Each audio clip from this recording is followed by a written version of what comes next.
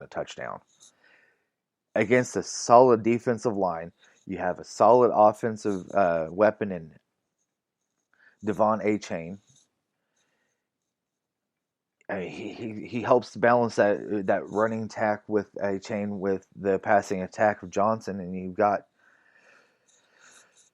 you know, you have the passing game. You've got the kid that was suspended there for a little bit until they could figure out what his legal situation was,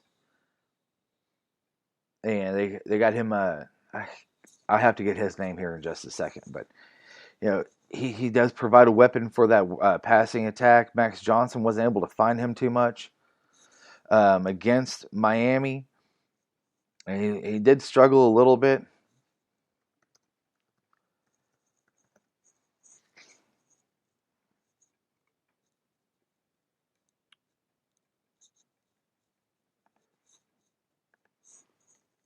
And I know also that whenever the offensive line is having to hold blocks for more than 3 seconds,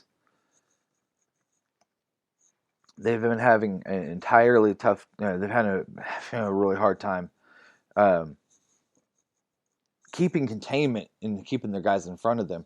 Anais Smith is the wide receiver there that did see a suspension there during SEC Media Day. He actually was supposed to appear to represent A&M, and day before they were supposed to come down, he was charged, but those charges have been dropped against him. He was reinstated on the team. Max Johnson is not very mobile. He's proved that. He's not going to get out. He's not a guy that's going to slip out of the pocket very much. He's going to try to stay within that pocket. He's going to be that guy that will not take as many shots as like Haynes King did and turning the ball over through the air. Now, Max Johnson's going to take the sack before he'll throw the ball up. So that's where Arkansas's bread and butter here this season is at on defense. They lead the nation with 17 quarterback sacks. Drew Sanders is leading that attack with 5 sacks on the year. There's been some real talk of him shooting of draft boards, most notably Mel Kiper Jr.'s. He's noted as the top linebacker in this year's upcoming draft and a top 20 player overall. When you guys listen to this, make sure to jump on the Facebook page, Just Off Markham, the podcast. Put your score predictions in there. And I want to see how everybody, kind of what everybody thinks. And when I was talking with Tomas on Wednesday, he seems to think that it's going to be a 3-point game. I do too. I think it's going to be a close game. I know the line is 2. And Arkansas has given up 2 points on that. And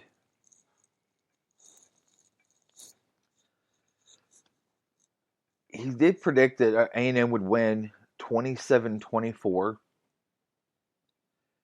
I did believe also that Arkansas would win by 3 points, or I believe that Arkansas was going to win by 3 points. My guess was 33-30. Now, one thing I do want to note is I was completely off on that score last week. I was sitting up in the press box, and I I thought it was going to be a 62-28 game. Nobody in the entire stands thought that Arkansas would be losing for most of that game until an incredible personal effort there by Bryce Stevens on that 82-yard kick return for a touchdown that had a Joe Adams-esque feel to it.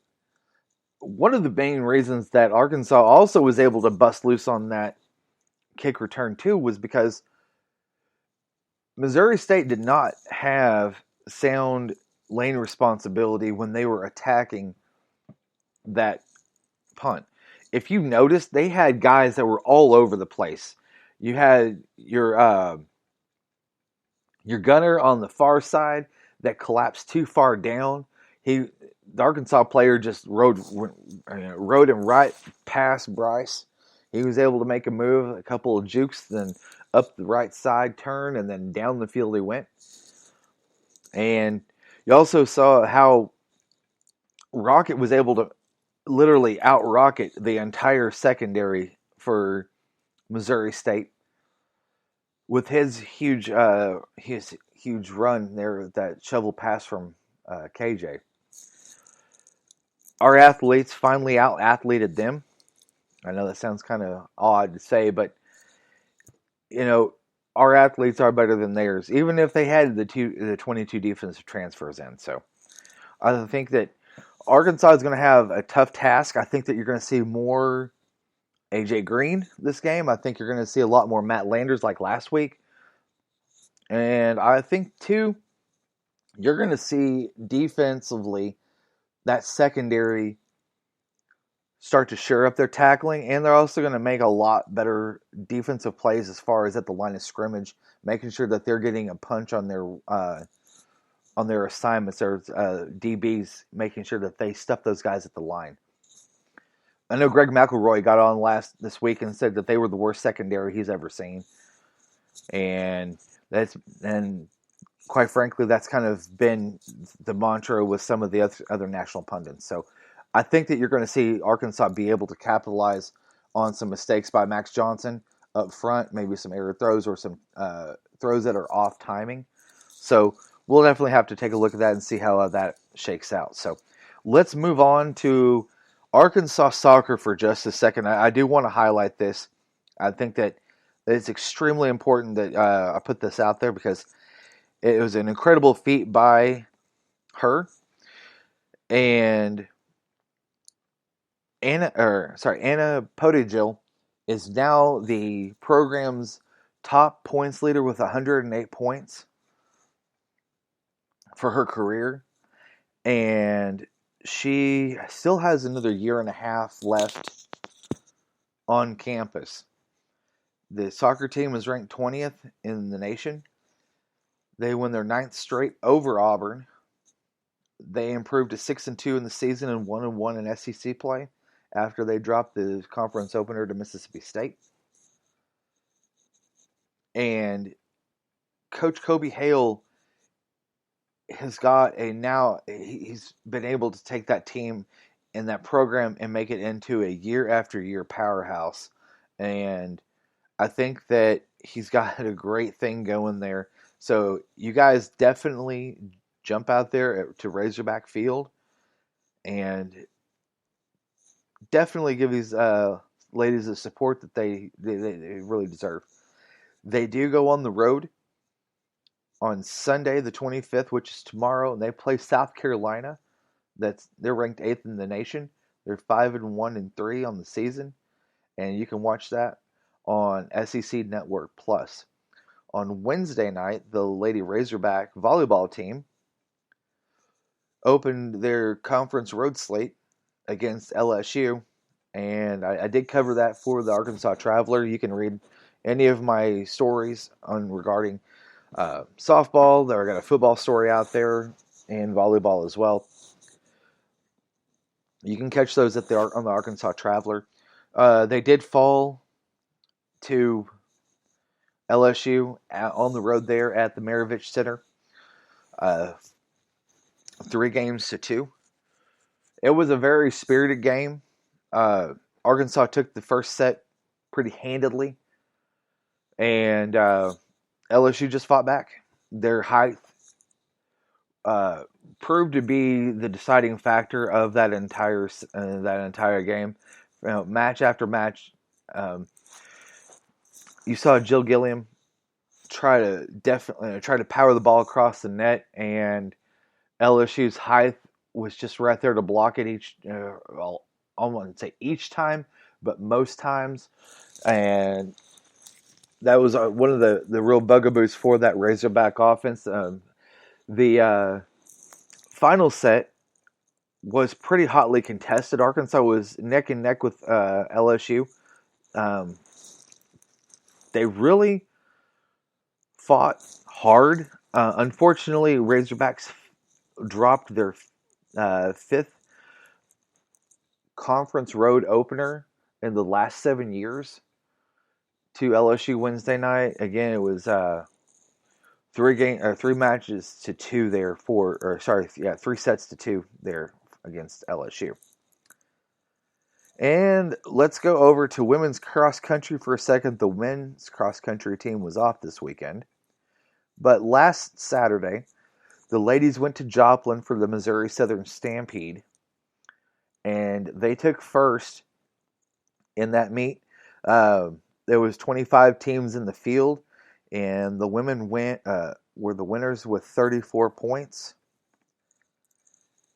And Katie McCoon she came in first with a final time of 16 minutes and 50 seconds, and she was head and toes above the rest of the field. She beat the next closest person behind her was Gentry Alderson from Pittsburgh State. She beat her by 3 seconds. Gracie Hyde came in at 17:04. And then Nye Hernandez came in at 17:05. Arkansas placed 4 ladies in the top 10.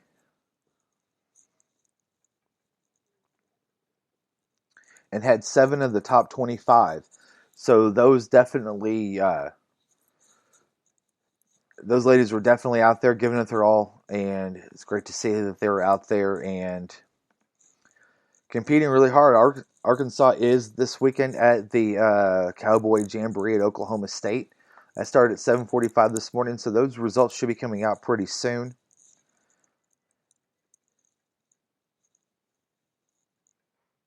And also make sure next Friday, September 30th, go out to Baum Stadium, 6 p.m., open to the public. They are going to have their fall scrimmage. Definitely get a preview of the Razorback baseball team. There are a lot of new faces. And that's been highlighted in the news coverage here in the last couple of months. Again, that's at Baum Walker Stadium at 6 p.m. That's Razorback fall scrimmage. Get out there and check that out. And make sure to post your score predictions for the Razorback game today against A&M. You can catch all of this on SoundCloud. You can catch it on Facebook, Twitter, Apple Podcast, Spotify, Google. I do believe Google Play, Amazon Podcast, and Amazon Music. And be sure to check out the podcast next week. I do have a special guest that's coming on to preview the Arkansas-Alabama game. It's going to be on 2:30 on CBS next Saturday. So next weekend, I will have a special guest. He's a writer for Alabama for AL.com, and it's going to be A.P. Stedham. He is a Heisman voter and College Hall of Fame voter as well, and got a chance to talk to AP over the summer and catch up with him in Atlanta.